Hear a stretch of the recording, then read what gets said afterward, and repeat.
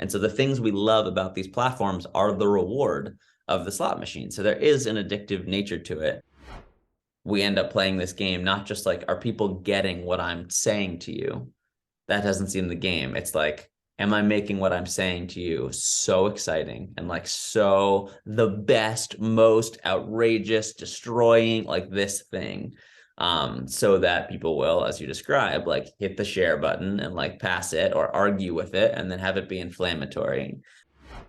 But, it's like with any addictive substance like alcohol, if you had to carry around a bottle 24 hours a day, 7 days a week, if you had to go inside of a bar to talk to your friends and do your work all the time, and if that bar was being updated every day to be more personally delicious for you, it's just like a tough thing. We'd all be alcoholics. It's just like a tough thing to manage.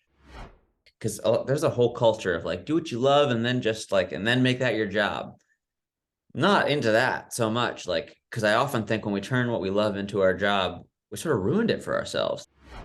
But I think this idea of I have a seed of something and I love it here and I'm going to turn it into revenue, I think often that destroys the thing we love. Hello and welcome to another episode of the KVKurious Podcast. Our guest for today is Max Stossel, who is an award-winning poet, filmmaker, and was recently listed by Forbes as Best Storyteller of 2022.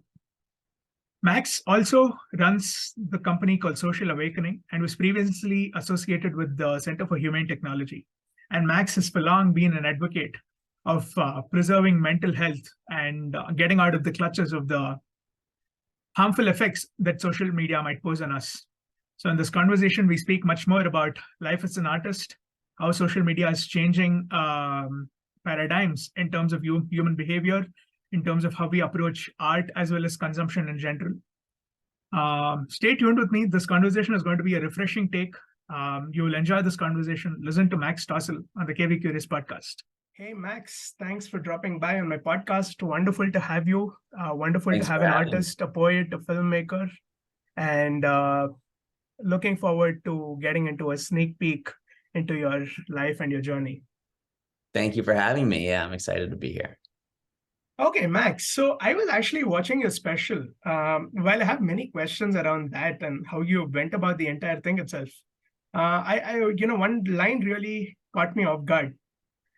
You said that we are at a time when we have an opportunity to fix so many things that's broken, but we are too busy hating each other. Before we dive into why are we too busy hating each other, what do you think is so apt about this timing, and what do you think is the opportunity that we have to fix things? So, yeah, I think, and it's interesting, we're speaking across countries right now, and I'd be curious how it changes across cultures. And it sure seems like we both technologically and it was just with innovation and possibility of problem solving in some ways, in like the wealth of nations being very great overall. There's take any sort of issues from race to homelessness to environmental challenges, just like whatever's going on, we have greater capability to actually address any of the societal issues that are, that we're really struggling with, where people are really in, whether it's poverty, whatever it might be. And it seems like, particularly in the social media sphere, we prioritize more like, this concept of dunking on each other, one up each other, like putting each other down, showing why this team is right and this team is wrong, and these people are so bad and these people are so good. And we're so focused on that it doesn't seem to me like we actually are very focused on objectively looking at, hey, like what are some real ways that we could help here, or that we could improve life for millions or billions of people? How can we do that? And how can we work together to do that? I observe that our energy is more focused on making each other the bad guy than it is on actually solving the problems that sometimes we together care about. And yeah, that really makes me angry. And why do you think that's the case? Why are we so hell-bent on bringing the other person down or demeaning someone else, as opposed to winning ourselves? Why are we more obsessed about making someone lose and not winning ourselves? I think it's some form of both our own emotional disturbance with the not rightness of the world or of whatever issue we're angry about and having big feelings about it. And we humans seem to love trying to find people to blame, even though I don't think that's particularly helpful. And there's certainly a lot of that going on. And yeah, and then I think like we cast our emotion, we misdirect it towards, we say, oh, it's their fault. And we focus our energy towards almost like alleviating ourselves and making a bad guy, as opposed to taking on, sometimes it's not our responsibility, but whatever responsibility we have or opportunity we have to apply that same fired up energy towards solutions of any kind. And in social media, we're having a lot of our political conversations in these little comment boxes.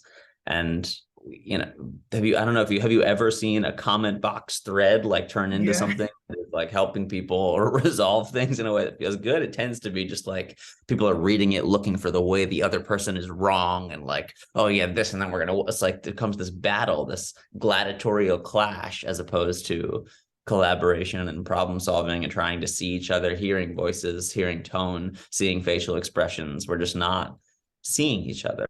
And yeah, I'm very frustrated that we spend so much energy arguing and like fighting and trying to show how stupid or bad some other team is, compared to like just like looking at how do I want to dedicate my energy into this world and how can I do that? And it's not to say that there isn't political action that can be really helpful. It's just more often than not, it seems like that's not where an individual's power is.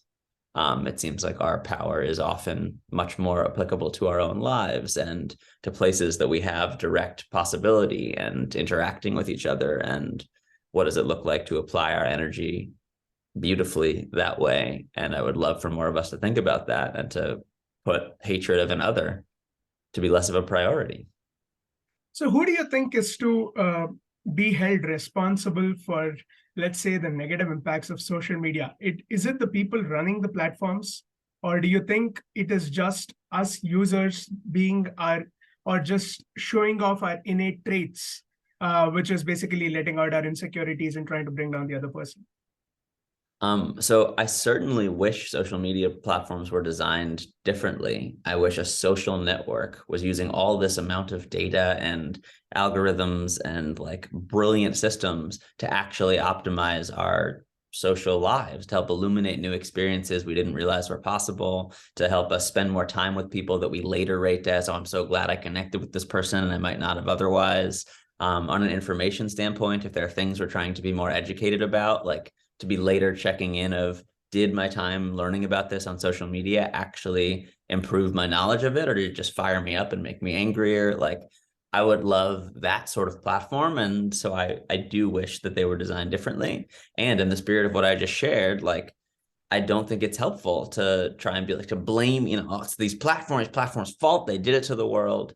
I also want to look at our own agency and what we can do here and now. And it has poured gasoline on or shined a light on a lot of parts of ourselves that I don't think any of us would choose. And what does it look like to navigate within this world from here? And I think it does take a lot of takes a lot of extra empathy and a lot of extra compassion to really make sure, like, are we actually caring about each other? I can turn this thing off. And what does it look like to turn it off and to have more relationships in the real world and to prioritize more my real life? How am I designing meaning in my life, and how much of that is on screens and how much of it isn't? And so while I would definitely love for these platforms to be designed in ways that are more human and more focused on like people actually thriving, I put my own time and energy much more on, like, in this space, talking to kids, young people, teenagers, about like, hey, here's how this is designed. This is probably not really working out very well for you. And so what does it look like to take action differently in our own lives? Because I just am very big on taking action differently in our own lives as opposed to pointing a finger of blame. I think when we're blaming people, it doesn't seem to help. And I don't think it often is taking accountability for our own lives. Even if something is someone else's fault, I still think it's incredibly powerful to take full responsibility for our own lives.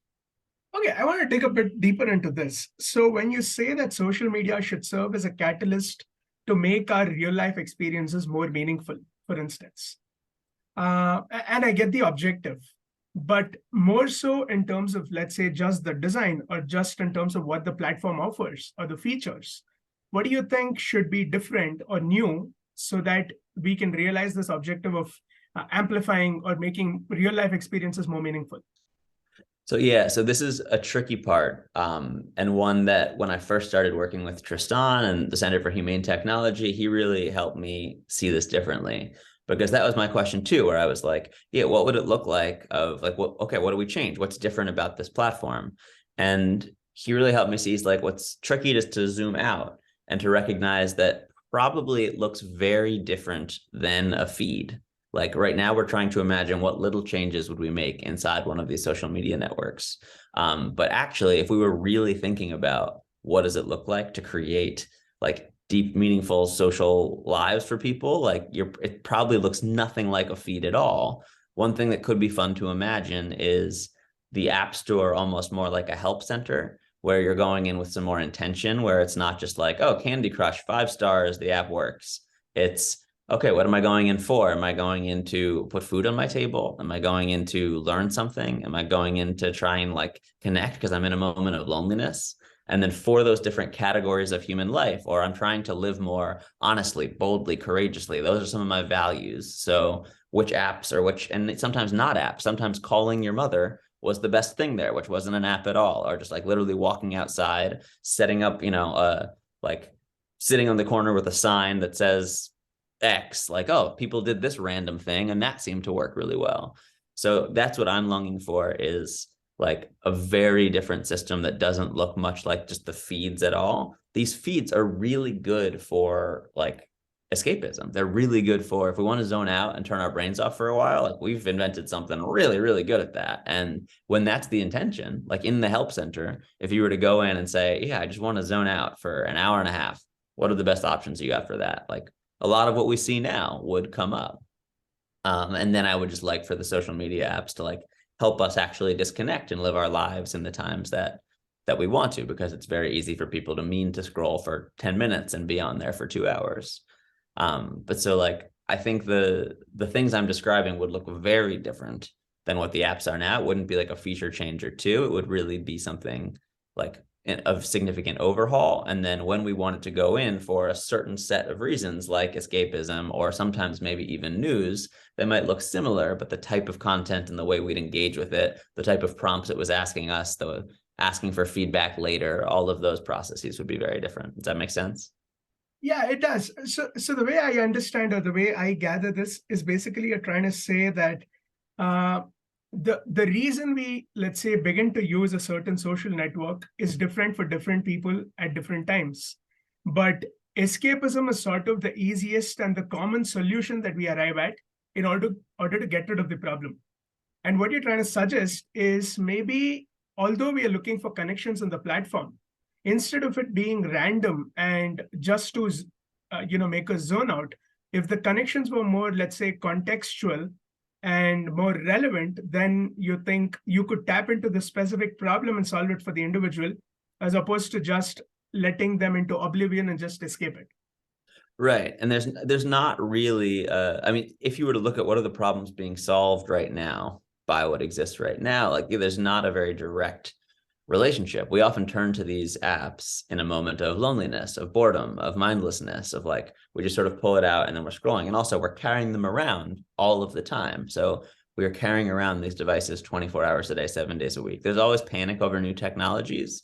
But I like to use an example of like with any addictive substance like alcohol, if you had to carry around a bottle 24 hours a day, 7 days a week, if you had to go inside of a bar to talk to your friends and do your work all the time, and if that bar was being updated every day to be more personally delicious for you, it's just like a tough thing. We'd all be alcoholics. It's just like a tough thing to manage. And so, yeah, like I would hope that there would be more intent in that system and more of like a care for the individual using it, as opposed to just, oh, like we've got your time. Now your time is the commodity and we've got your time. We're using more of that. So yes, I would hope I would redesign them to be much more intent focused, much more values focused, and thinking about like, how is this actually impacting the human, and not just assuming that time spent is anything positive.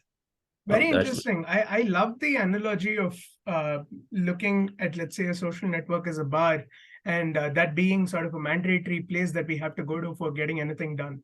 It's a very interesting analogy. So how did you get into this whole mission of what Center for Humane Technology does, or how did you get involved in this mission?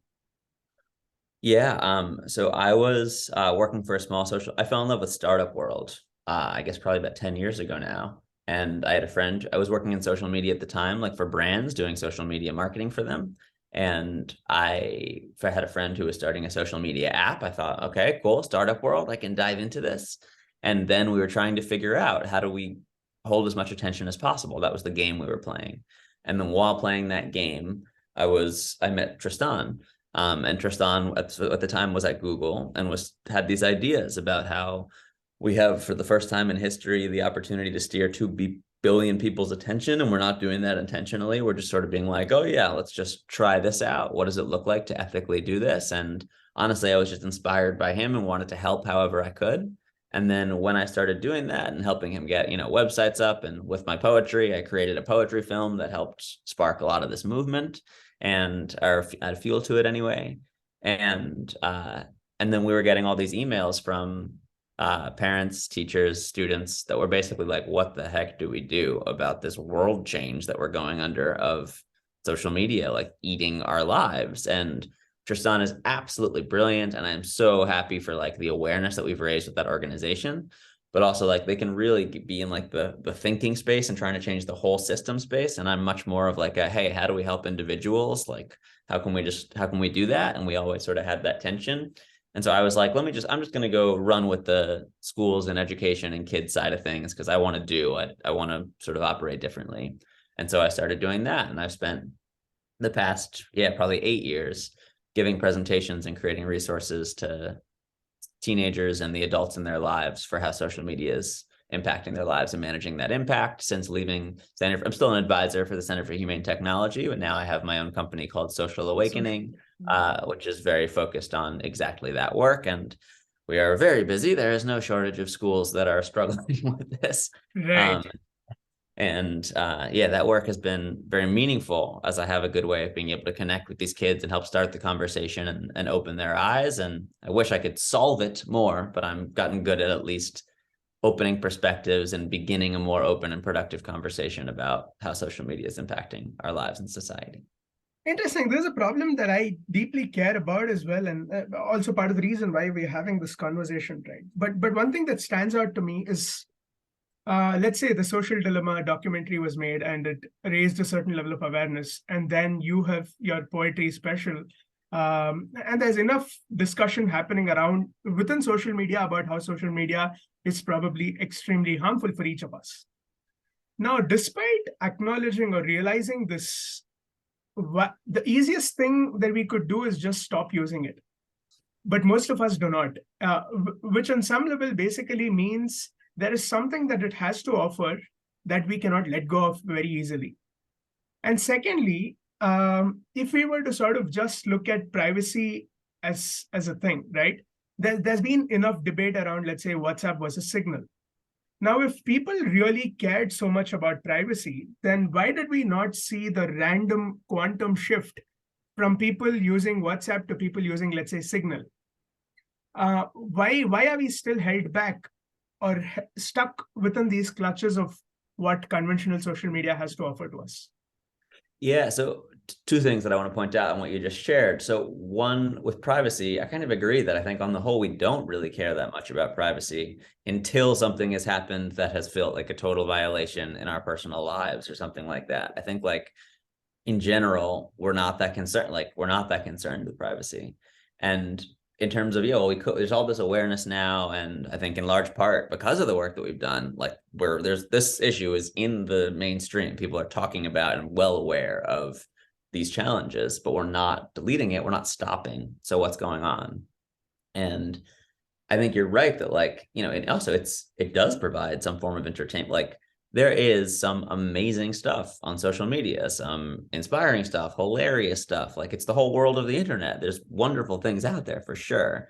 What I help kids understand is that that the tricky part is the slot machine type patterns of our lived experiences on social media are board. Oh, wow, that was cool. That was exciting. I can't believe it. I need to share this. Board. That's hilarious. Board, which is very similar to these slot machines of these variable reward schedules of I don't pulling a lever or pushing a button. And sometimes I win and get the flashy result, and sometimes I don't, but I can't predict it. And so the things we love about these platforms are the reward of the slot machine. So there is an addictive nature to it. And it is also like, like the alternative, we have to solve this stuff. We have to figure out, instead of turning mindlessly to my device in this moment of boredom or anxiety, what am I going to do instead? Am I going to be comfortable just like sitting and doing nothing? Am I going to be able to battle the anxiety of walking across the room and talking to a stranger? Am I going to sit with the uncomfortable things going on in my life right now, really feel them, and like maybe reach out for support, which is hard, or just like try to figure out what I want to do with this energy. These are just like really hard human things that are much, much easier to run away from. And to ask a whole society to just be like, oh no, just like never turn to this super easy right there kind of like, ooh, enticing thing where we can kind of zone out and scroll, compared to doing those hard things that might later, lead to more fulfillment. But it's really hard to do that. I think, like, of course, we're not just putting it all away. Like this, it's hard. It's really hard. And I think this is the challenge that I'm running into in this work now too, is how do we actually help people do that? How do we help people build these better habits? I get essentially asked, how do we raise kids in today's world? I don't know how to raise every kid in today's world. Like there's so many elements and pieces of this. And social media is bringing up all the ways that we're falling short of providing kids with like the life skills that they need to navigate in the world, and especially in a digitally injected world. Makes a lot of sense. And since you mentioned this idea of sharing, do you think social media would be any different if not for, let's say, the share feature? We tend to have this sort of compulsive, involuntary urge to sort of, let's say we come across an interesting reel or whatever, a post, a picture, a video, whatever it is. There's this urge to share it with someone that we know that we think will also enjoy it. And I mean, if not for the share feature, the interaction or the connectivity part itself would be much lower, in which case much of sort of the urge to connect with people through this sort of behind the lens, behind the screen's perspective would fade away, I believe. I mean, certainly share has, the invention of the retweet button and of the share functionalities has certainly created a whole even more complicated component of a couple of different pieces of it. One is now it's not just I saw this thing, it's, oh, my friend, my person in my life, my girlfriend, boyfriend, mom, dad, daughter, son, like they wanted me to watch this. It's not just the algorithm that's trying to get me in. This is a person I really care about is inviting me in to start this process and look at the system. So that's certainly far more enticing.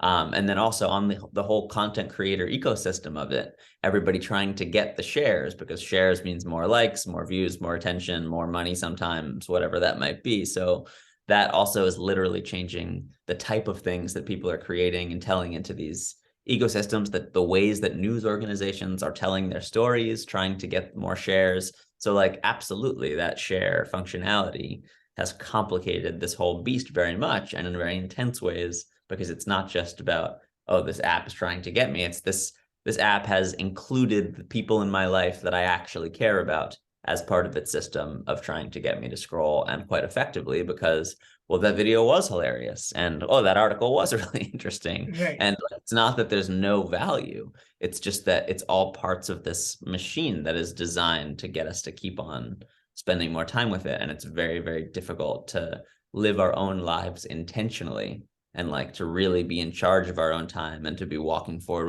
with intention in this digital chaos world. And on some level, I also think that social networks are no more just social networks. They have sort of evolved into being hubs of content consumption. So there's sort of this innate drive for people to keep creating solely because of the reasons that you mentioned. They have something to gain out of it, either a large enough audience base or maybe some money to be made.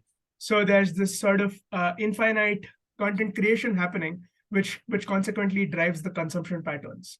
And maybe if we worked on some level on trying to, let's say, I know I'm talking bullshit. This doesn't make any sense, and it's not realistic. But on some level, if we said that, you don't have to be doing this to get your reach or following, and you don't have to be doing this to get the kind of recognition and money, then maybe we would be having a way to reduce the supply of content and consequently reduce consumption. Yeah, I think it's certainly a worthy pursuit to think about what would those alternative models be like, right? And then for the next generation of apps that are created, like, is there a different way that doesn't rely so much on the system that is the popular one right now?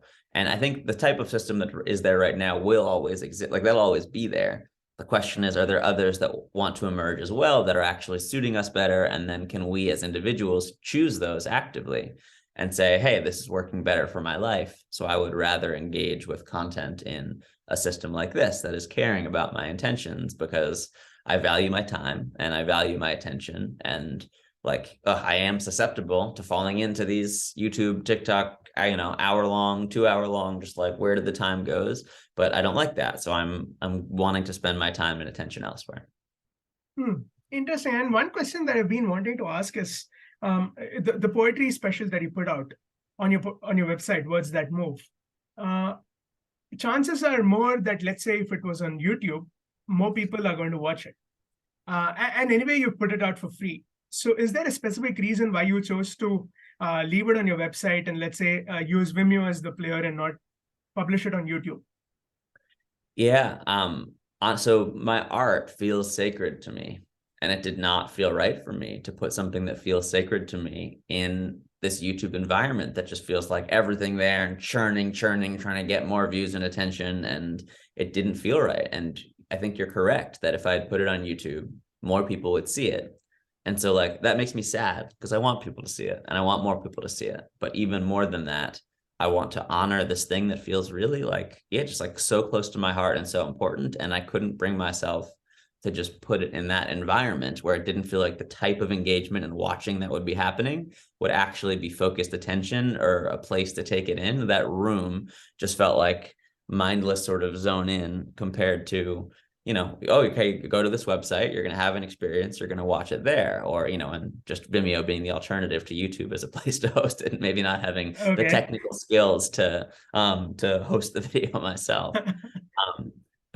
But yeah, that's, and I'm comfortable. I will probably put different clips from the special on YouTube, but it did not feel right for me to put like this thing that I poured so much of my heart in on that platform. I want people to go and like take that in. It's an hour long. Instead of your next Netflix or YouTube binge, sit and give that a watch. But it didn't feel right to put that on YouTube for me. And I think you're correct that as a result, fewer people will see it. And I feel sad about that. Interesting.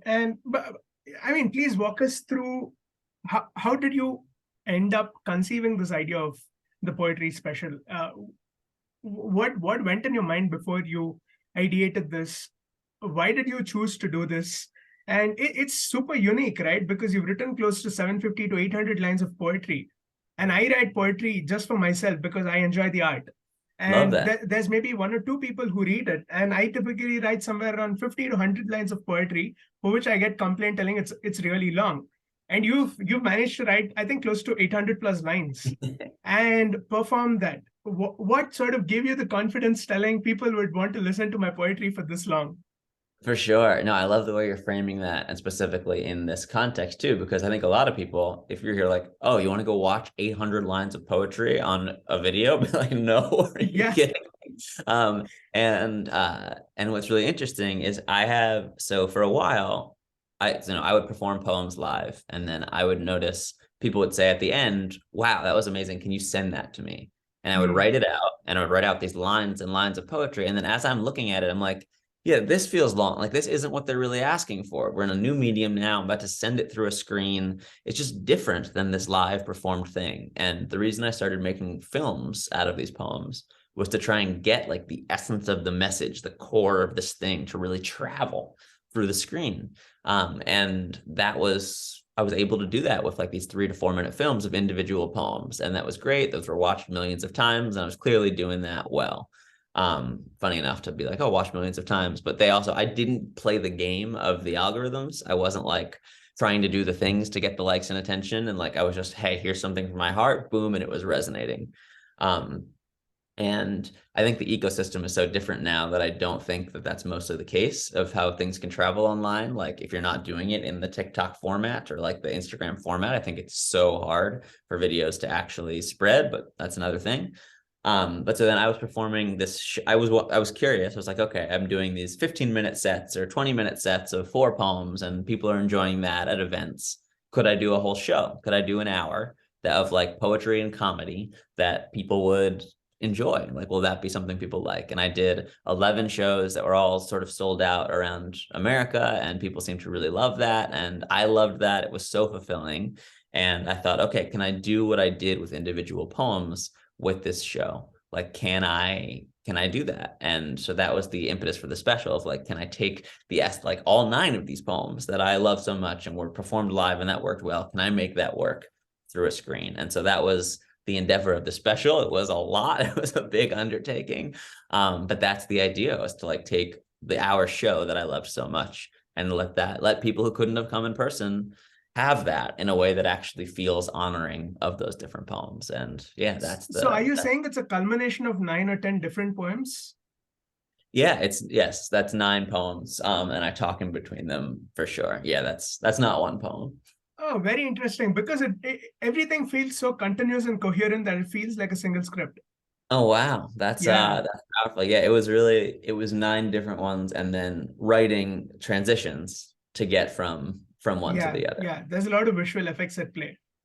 Yes, it's visual effects, there's live storytelling, there's dance, there's animation. I recognize that like to take in this type of content, sometimes the eye in our digitally short attention span world, we want like more exciting visual stuff going on, and the special certainly has that. Interesting, very interesting.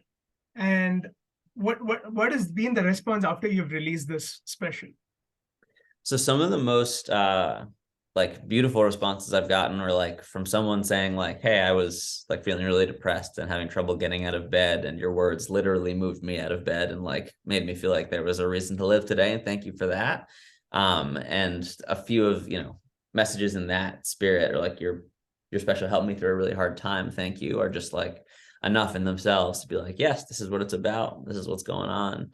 I've hosted some screenings, and it's really fun to kind of watch it with other people together, and had one person be like, I didn't sleep for 3 nights just thinking about these different subjects. Right. And so it seems to touch people in a deep way, and that's what it's really about. It just feels like soul food. And so it's been nice to hear that. It won an award at one festival and got written up in something like Cinema Daily or something, called it one of the top films of 2022, and those things are nice. But what really feels the most nice is hearing how it touched people individually. And there's a lot of messages in there, so I think different people will take different things away from it. But yeah, I'm really happy that it's out in the world now and that people can have it. Interesting. Because you mentioned how people responded to this, just a thought that's been running around. For instance, when I publish one of my artworks or a portrait that I made or something, there are people who ask me, as an artist, we create mostly to, let's say, express. Like you mentioned earlier, you created this piece because you wanted to put that out there in the world. You don't care as much about the views or what it did, how it performed. You just wanted to let that feeling out. Now, I get that intent as an artist, right? But in some level, you're also saying that after the piece is out, you also feel, maybe happy or whatever is that certain emotion about how people responded to it, how people react to it. So in some sense, do you also think there is some sort of validation seeking happening? And as an artist, how do you approach that? So for sure, like I also, I care, like I want people to receive this stuff and for it to mean something to them. It means so much to me that it means a lot when it means something to other people too. And if I were getting zero and it's also tricky because if I were getting zero feedback, like for positive feedback from people, it would be hard for me to like keep dedicating the amount of time and energy that I'm putting into it. And also there's a trap that like, oh no, I get 2 messages and I want 5. I get 1 million views, I want 5 million views. Like there is that kind of trap that we can fall into as well.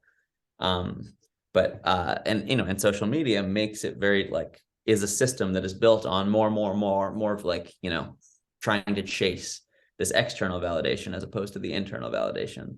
And I think it's the artist's job to express the internal validation and work to stay in touch with like internally what we feel called to express and share, and how much an audience's response is integrated into that. I actually think like can be part of the art. Like some art feels like it is really designed of, I'm trying to get lots of people's attention with this. Like that's part of it. And the audience is part of it in that way. And I think like as humans and as artists, I do believe over the course of our artistic career that we do tend to be trying to like stay in touch with the honest expression that's coming through. And as ideas come through, trying to honor them. Like one thing that I struggle with as I'm dealing with feeling like some of these platforms are not spaces that feel sacred enough to hold things that feel important to me, is also sometimes these ideas come through, it feels like the artist's job to help them reach the people. Like, this mystical thing happens inside of us, and then we're expressing that idea, and then how can I do the work to help it reach the eyes and ears and hearts that it's meant to? And one of the reasons I'm on this podcast right now is because if 2 people see it and then that helped it spread, I think that's wonderful. But I'm sort of learning, doing it like this feels better for me than promote on social media, Right. as that environment doesn't feel, for me, like just as right. But I think your question of internal versus external validation is a critical one. And that really is like a big place to focus. And it's really hard in today's world to stay internally motivated because there's so much outside pressure. And also there is a really good feeling of hearing how our work reached people. But also, it's a double-edged sword. The criticism and the praise of feels not good to take in the ways that, I didn't like that. Or maybe the worst is like, it was fine.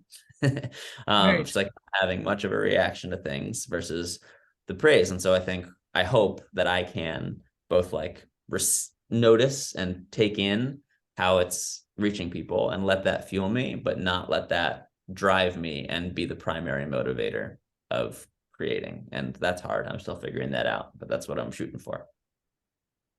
Got it. Max, could you join back on this link? Yes. Yeah.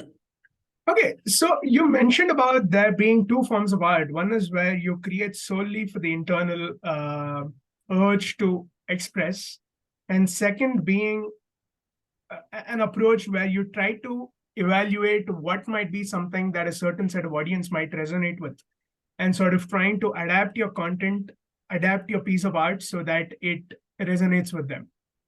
Don't you think this is precisely what modern day content creation is all about?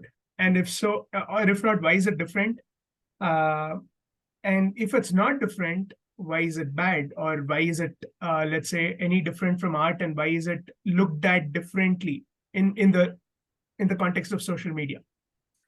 Yeah, I think this is something that as I've grown, I think I've probably changed how I feel about.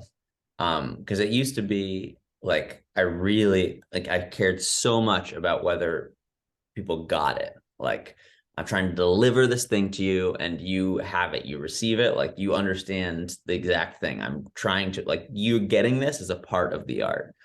I think more recently I've been, I'm interested in that too, but I'm also more interested in just like the pure expression of here's what is so deep and real and true for me or for you. And I think you're right that like right now the content creation ecosystem is very much like that's the game, is can you put the thing in a way that people are gonna not just get it, but be really excited about it and want to share it. And I think one thing that bothers me about the system as it exists right now is that in order to even get in front of people, it has to already be like exciting enough, like some extreme X enough or hot enough, or just like there are all sorts of weird barriers towards even being in front of eyeballs. And then we end up playing this game, not just like, are people getting what I'm saying to you? That doesn't seem the game. It's like, am I making what I'm saying to you so exciting and like so the best, most outrageous, destroying, like this thing, so that people will, as you describe, like hit the share button and like pass it or argue with it and then have it be inflammatory. I think a social media network or like a digital ecosystem that we're optimizing for like people expressing themselves in ways where you really hear them and get what they're saying would be very different than the one that we're in now, of like that just tends to focus so much more on extremes and outrageous attention and like, or the most visually jarring or, you know, and sometimes funniest and just like making people laugh or like, you know, that's its own thing too.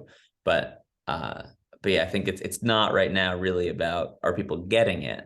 It's about this extreme thing. And maybe it's been like that before too, but it seems like there's been a shift over the past couple of years, especially as we've moved towards like Reels, Instagram, and TikTok type things, and the algorithms just being very like, it seems like choosy about what type of thing becomes popular in a moment, whether that's like, oh, right now anything that has someone's face in it, that's getting more popular. Just like there's things that it seems like didn't used to be as like binary, that seems like now if something doesn't fall into like a certain category of what content is, then it doesn't spread so much.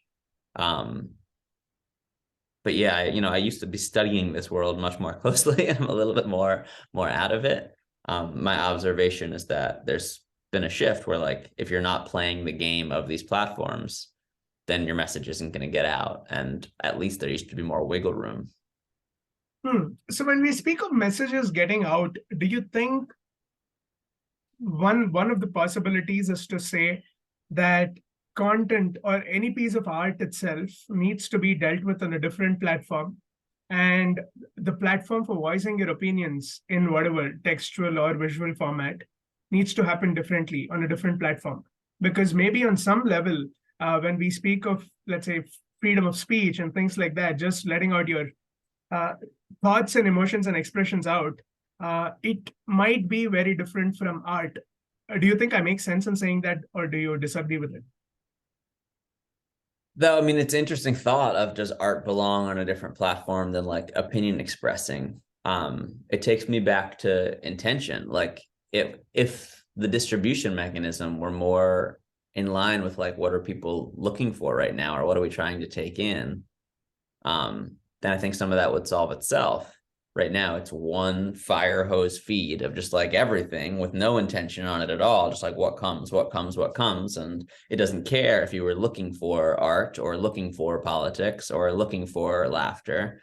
It's just like, just sort of, here is all coming together. And, I would love for there to be a platform that's really just about like, yeah, art, where like people are going to see something that feels more artistic and things that people are caring about so much as they create, compared to what exists now. But that's not what's here. Yeah, that's not where we are right now. Interesting. Well, maybe switching gears here. How did you get into poetry in the first place? I heard a poet perform, and something was like, I literally felt my arms tingling. And on the way home, I was trying to figure out like, what's happening? Like, why am I so lit up by this thing? I was like remembering a lot of the lines. And on the way back, I just started writing. And I was like, the first two lines of what I wrote rhymed. And I thought, okay, I can do this. And I finished that poem. And then I saw that poet, his name is InQ, the next day. I said, hey, I wrote a poem after you shared. Do you want to hear it? He was kind of like, okay. And I shared it with him. He was like, oh, he's like, you should consider pursuing this. And yeah, would write like on the train and in downtime since then. And it sort of slowly grew and built. And I did think that after because I had my first video went viral. And after that, I thought, oh, okay, like this is going to be a career now because I have a viral video. It wasn't how it worked at all. It's like goes viral, there's a spike, there's excitement, and then it goes right back down to normal. But slowly started getting hired more to perform at events, and then creating my own show. And it's a long process and journey, but it started to grow from there. And that was, I guess I've been doing that for about Yeah, also probably for about 9, 10 years. Interesting. Based on my conversation with artists, that it's one thing to be an artist, to create art, and it's another thing to make a living or make a career out of art. How did you happen to sort of build the bridge between these two, and how have you been able to sustain yourself as an artist, let's say financially, and get a career out of it and get your recognition and fame and money pouring in through it? Totally. So I think that's a really important question. And for me, I'm a big fan of like, because there's a whole culture of like, do what you love and then just like, and then make that your job. Not into that so much, like, because I often think when we turn what we love into our job, we sort of ruined it for ourselves. It's like then our job, and we're not doing the things that we love because we love it, or like we lose the heart for it. So for me, I'll be very honest, throughout the process. Initially, like as I quit my job, I was doing all these like odd jobs and side hustles. I was buying and selling Instagram accounts on the black market of like people who are building up these accounts. I was selling them to brands who at the time like would change the name and make them their fault. Like I was doing weird things to make money to get by and like to be self-sufficient during that time. And also, consulting and doing that. And I have always been building this career with Social Awakening of giving talks to schools, which most of my income comes from that work. And some of my income comes from art. And I'm a big fan of when art is making me income, that's great, but not having it be the sole pressure to do that. Because I think that allows me to also create the things that I want to create, focus on what I want to focus on, and not need for this thing that is so close to my heart to be related to like bringing me in money, because that's just a different thing. I think most artists are not getting into the art because they're trying to get rich. Like that's not really how the It's passion flows. interesting that you would say that, because creator economy, at least in my perception, feels largely an attempt to, let's say, what's the best way that I can monetize my content, my reach, or my art. Mm-hmm. And so I'll be curious of two things. One, I think that highlights how different content creation is from art. Like we think of those as similar. I don't think they're the same thing. I think in many ways, content creation and the social media culture is about that. Oh, did I get the views? Am I, getting the revenue from that? And maybe it is an art in itself, but it is not art as we're talking about it in this way. And two, those who are doing that, I wonder, did they start doing it because they were trying to do that? Did they look at this? I bet some of them did. They looked at this, they were like, hey, I can play this game, I can make some money, and that's what's going to happen. But I bet a lot of people who have just things or stories they're trying to tell or ways they're trying to create, they didn't start doing it because they were trying to make money. They probably started doing it because they like doing it. And then after you start doing it, it turns into this other thing of how do I turn this into something that is profitable? And I think that is the tricky question. Do you want to focus this thing that you love or loved into trying to turn it into something that's profitable? Or would you rather do this thing that you love, keep doing it, and then it might be profitable later, it might not, great either way. And if it is, how wonderful, celebrate it. And then if it gets so profitable or there's so much happening that you need to hire people and build it out further, awesome, do that. But I think this idea of I have a seed of something and I love it here and I'm going to turn it into revenue, I think often that destroys the thing we love. Interesting. But that being said, when we extrapolate, art into, let's say, its most magnificent forms, the way we know it, let's say, in terms of movies, for instance, these typically require supremely huge budgets, just simply to cater to the requirements of the so many people involved and so many resources being involved in the entire game. And from that standpoint, it's inevitable that something like that will sort of start having arms which are business oriented, where profit will become an inevitable motive. And in that scenario, one thing that I gather when I speak to artists, or let's say filmmakers to be very specific, is you're not very excited about the idea of, let's say, integrating brands or integrating certain promotional prospects within your pieces of art or content or whatever it might be. And if that's the case, inevitably it's audience who has to reward you or pay you for that piece of content. So how do you sort of look at creating such pieces of art which are typically high budget, and how do you look at it in a way that it would still remain profitable?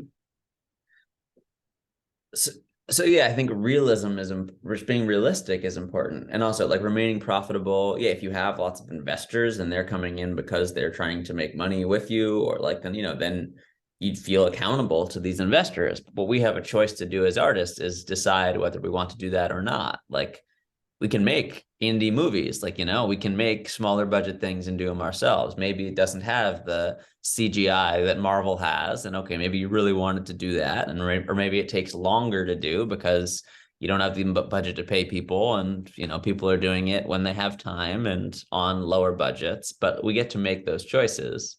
And it would be nice if like, oh, it's just all, could just do it all the time and the high budget stuff. And we didn't have to worry about that. But I think like, in the more expensive art forms, we also get to make choices and get to be realistic. If the only thing you love is super high effects CGI Marvel type cinema, and that's your passion and you're trying to make it, then yeah, you're going to have to figure out how to get money to do that.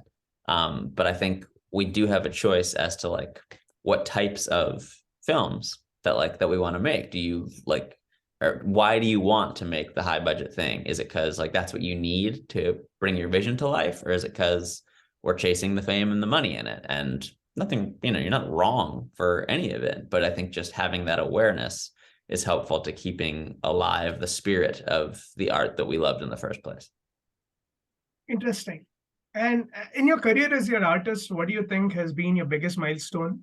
And what do you think is one milestone in the future that you aspire for?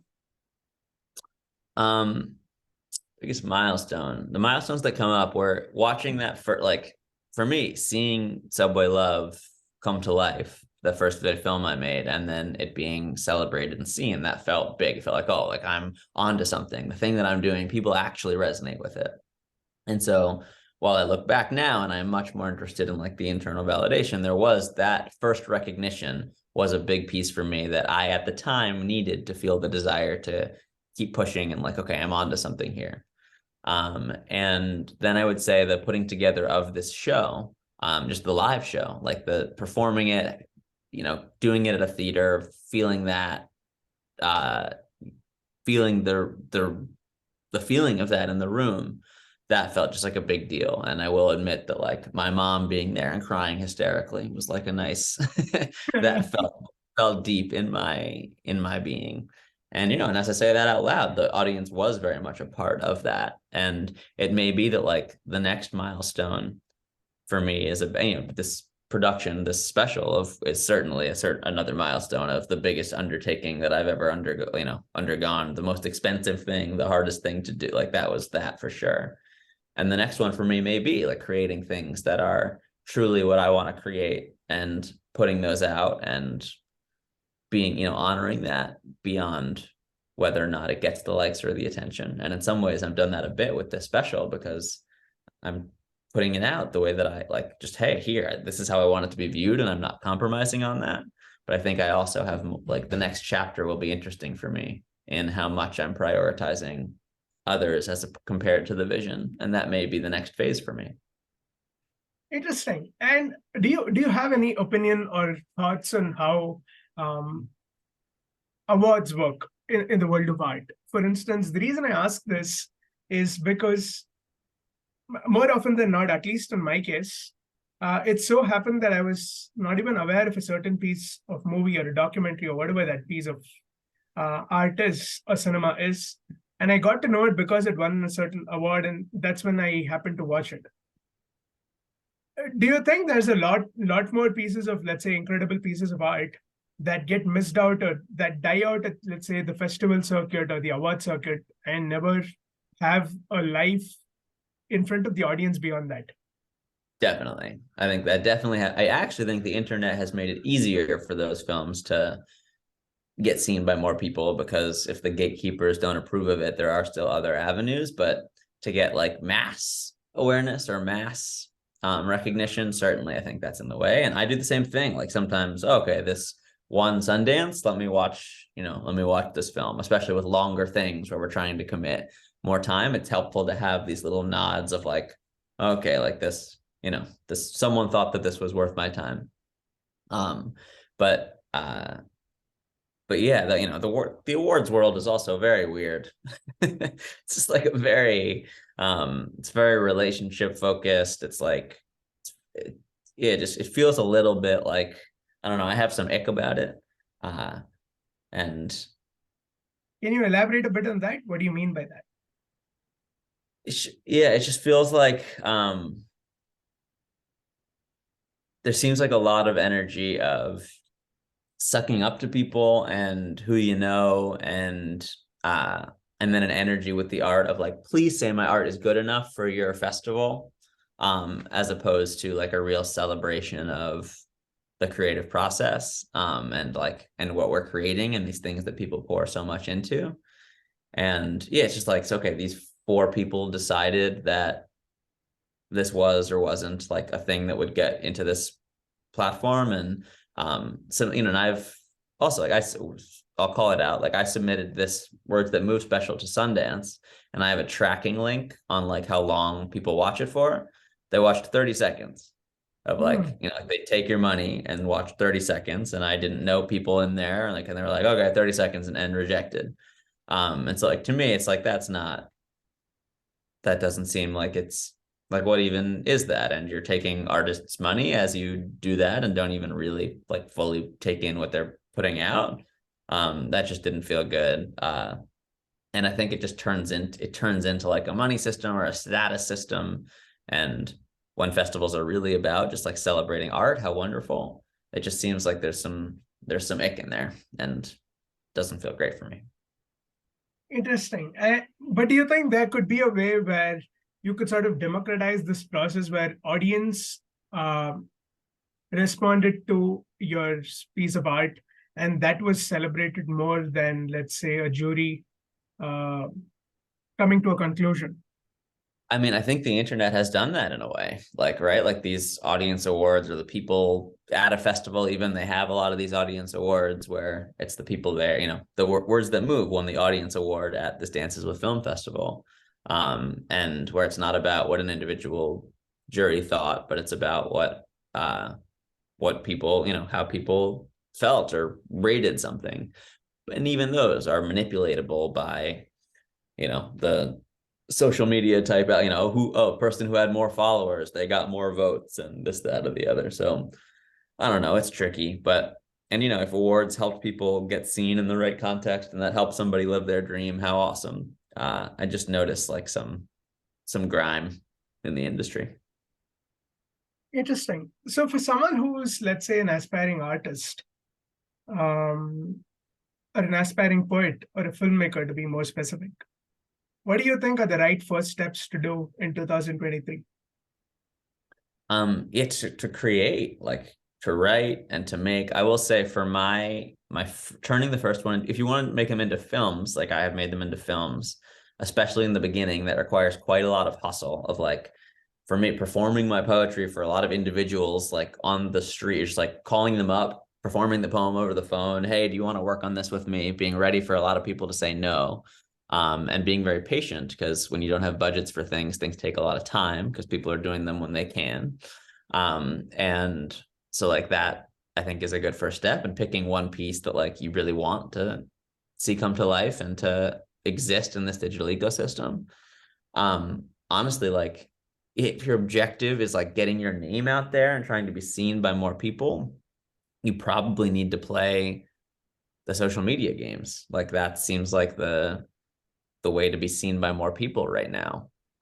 That's not what I want. That's not really what I want to do. And so, and I'd be much more interested in you making what you want to make and like creating what you want to create. And I'd be much more interested in watching the thing that you created because you wanted to create it, and not the thing that you adapted to be, optimal for TikTok or things like that.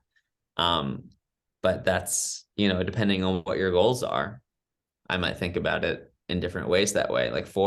But I would really hope that remember what you love, like remember why this matters to you, and remember those pieces of it. And as you're creating, I hope you don't lose that as you enter stuff into the social media system, because I think for your own fulfillment, those are the things that matter much more. And it might not make you as much money, it might not get you as much recognition, but you'll keep your your artist's soul more intact. And who knows? And over time, maybe that all feels better and all comes to fruition better. I don't know. I can't promise you that, but that's certainly how I want to approach it. Interesting. At this point, I want to highlight one more line that I caught note of from your special, okay, where you say that where our actions might be misaligned with these identities that we've defined. I want to understand more about what exactly was in your mind when you wrote that. Yeah, that one was I think also from the poem about politics and how we are so identity focused online, and there are these I'm on this tribe or this team, I associate with this group, and then they're the things these groups claim to stand for, and then compared to how they're actually acting, like a group that is about tolerance and acceptance of everybody, like is, if we're shouting people down and like, if we're abusing people, are we acting as a group that stands for tolerance and acceptance of everybody? And so just like checking on, hey, is the way that I'm actually behaving aligned with who I want to be? Always a good question to ask. Interesting. And what was actually your thought process when you wrote about Luca in your poems? So that was just like sort of inspired on a walk with him once. And I was like, oh, this is exciting to see the wisdom through his eyes. I always like, in general, Luca is my dog, for those who are listening. He passed away, but was my dog. And I always like the idea of looking through the eyes of someone or something that we think is stupid or crazy, and looking for the wisdom and what they have to offer. And that's a fun thing to do with dogs, which we think of sometimes as like, oh, dogs, like, stupid dog, look at it eating the poop or whatever it might be. And I like flipping that on its head with all the different ways that dogs doing these seemingly quote unquote stupid things could teach humans about how to live a beautiful life and love each other more fully. And that's what that Luca poem is about. Yeah. And you also speak, okay, artists in general tend to be very emotional beings. Now, how do you sort of address the state of mind play here? Because at some point you also mentioned that there's nothing like a proper state of mind. Is there ever something called a proper state of mind? And if not, what exactly are we even optimizing for at any given moment? So yeah, that one is in the piece about sanity, of like, I hit my head on the subway and then was sort of like, oh, look at this different perspective that I'm inside of now. And why is this one any better or worse than my non-concussed state? And yeah, I think we're often optimizing towards being accepted by each other or being normal. And that's not that much fun. Just like being accepted and being normal compared to, oh, what is the unique perspective that the thing called you, or that you were born into this world as, and that you've had your specific set of life experiences and neural chemistry and whatever form it has taken. This is how you see the world. And then what contribution to the whole does that have to offer, compared to trying to normalize everything towards a standard and be like each other, compared to celebrating our uniqueness. Interesting. As an artist, do you ever think of these big existential questions in terms of why exactly are we here? What are we even supposed to do? What's the point of anything? And yeah, I don't believe in supposed to's. I believe we get to choose, and we get to do all of it. And yeah, and why are we here? The best answer I've got is to like know ourselves, express ourselves, and love ourselves and each other. It's the best I've got in all of my thinking. What do you mean by best you've got? Do you mean it's the one that you're most convinced by? It means it's like sometimes it can feel like these incredibly elaborate, deep, complex thoughts and journeys that like end in these, I think we're here to love each other. It's like it's sort of almost funny to me how intense and how much that all holds, of like how big it can feel, and then how cliche something that can come out the other side of of such very real deep thought can be, of like to know ourselves, express ourselves, and love ourselves, and ourselves, one self, you and I, same self. Interesting. So what's next at Social Awakening? What's next with Words That Move? So for Words That Move, I'm going to be releasing a more extended film from Luca, a piece about my relationship with psychedelics, and a book of poems. And then after that, I will have Oh, released. sorry to interrupt you. Since you brought up psychedelics, I Yeah. remember you explicitly mentioning everyone should try psychedelics. What's the narrative behind that? It's just with my love of perspective and perspective shifting, there's nothing in my own life that has been more profoundly perspective shifting than psychedelics. Just like at an embodied deep level. And if you're prone to psychosis, there are reasons to be careful. And, you want to be very careful about the environment you do it in and do a lot of research before diving in. But it has been profoundly beautiful in my own life and is such a beautiful perspective shift. Yeah, can you elaborate on that a bit? What exactly was the perspective shift, or what was the profound experience? So for me, the first time I did it, it felt like I was 23 years old, and it felt like 23 years of anxiety and stories I had built up of how important it was for others to see me in a certain way. They were gone. And you could have told me, "Hey, Max, that's not important," but they wouldn't have been as gone from my system as they were from having eaten some mushrooms. And I was looking around and just felt like I was seeing the world as it was for the first time.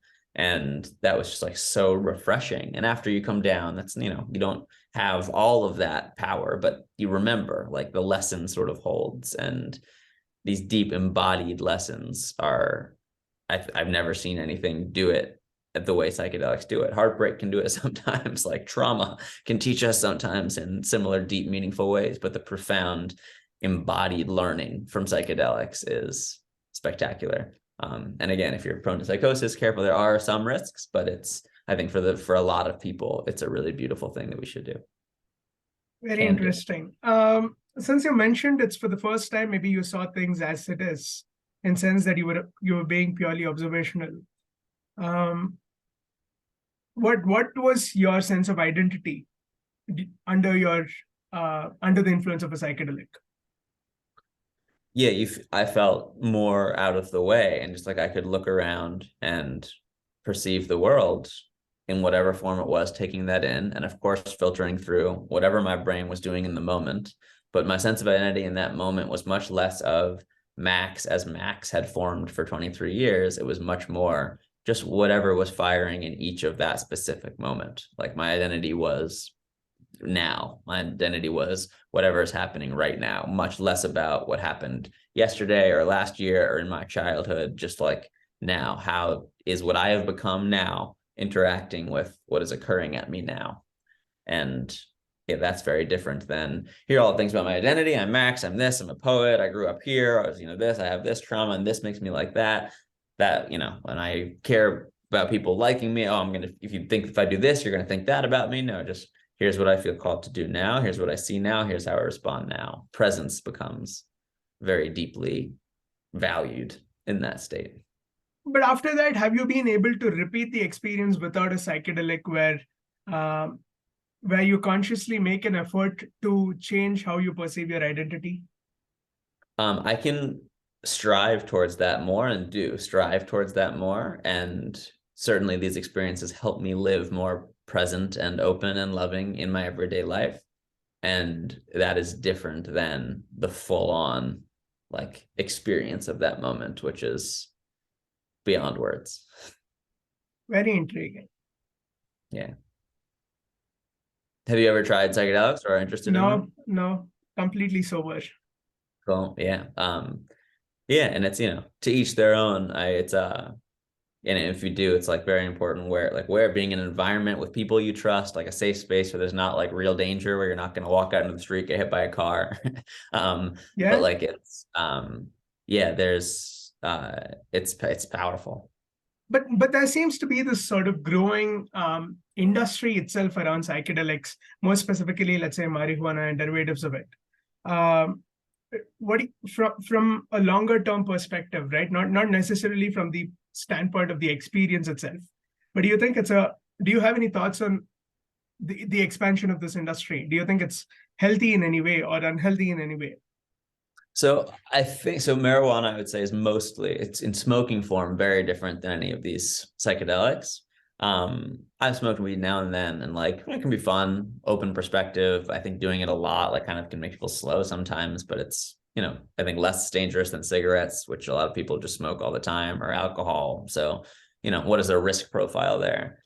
But then I think psychedelics are something like categorically different, just in terms of how they help us perceive ourselves in the world. It's like in many ways, psychedelics feel like removing a veil. Like there is a veil of not quite real here, and psychedelics take away that veil to be in what is more real. And, I don't feel that way when I'm on, at the dentist and they give me some drugs that put me under. I'm not under the impression that like, this is more reality. I feel high. Psychedelics are much more like, oh, I'm seeing reality for like on a deeper level here. And after I come down from this, I'm going to come back to my human limits. Do you feel more creative when you're under the influence of a psychedelic? In a way, but like I wouldn't literally be able to write, like I would maybe write a sentence and then I would be off into like a totally different world. So like I think they enhance creativity in a sense, but like it's not, for me, it's not like a take psychedelics and create. Some people I think do that, but you probably need to do very small doses to be able to do it that way. Interesting. Thanks for this conversation, Max. It's been quite an interesting insight into how an artist perceives many things around us. You ask very good questions, very deep pointed. It was some toughies in there. I know. I appreciate you showing up as you have, and thanks for having me. I hope everyone will watch the special. And I'm releasing a short film on psychedelics, my experience with it very soon. I'll send that to you as well. Maybe you can pass around. Sure. It's an argument between like a previous version of me and a newer version of me. They're arguing about how often we should do it, like arguing about the risks, and I think it provides a nice little back and forth. Interesting. Sure. Yeah. Looking forward to that. And I'll also drop a link to the poetry special of Words That Move in the description below. So. Awesome. Well, great to meet you, man. And thanks for having me. Oh, my pleasure.